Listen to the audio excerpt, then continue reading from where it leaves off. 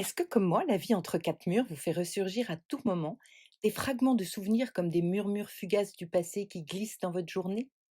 Quand on évoque ces moments furtifs, on en vient rapidement à la Madeleine de Proust. Devenue un lieu commun pour évoquer une réminiscence agréable, elle est la pierre angulaire de Du côté de chez Swann, le premier tome d'À la recherche du temps perdu. Mais connaissez-vous sa véritable origine?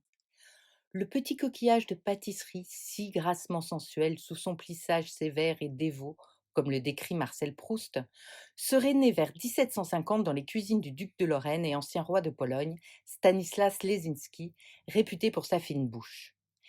Une jeune femme qui s'appelait Madeleine avait été appelée en renfort en cuisine à l'occasion d'une réception dans son château de Commercy. Elle réalisa alors un petit gâteau au beurre, en forme de coquille, dont le duc se délecta tant qu'il décida de lui donner son nom. Si par la suite l'introduction de ce gâteau à Versailles lui assura son couronnement, grâce à l'essor du chemin de fer, les madeleines de Commercy vont se populariser dans toute la France et à Paris notamment.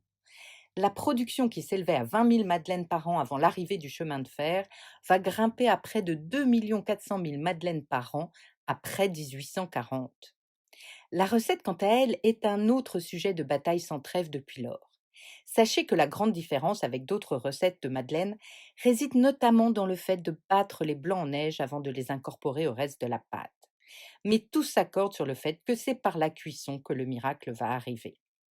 Si tout le monde se revendique d'avoir la formule authentique, le secret est conservé par la confrérie des compagnons de la Madeleine de Commercy.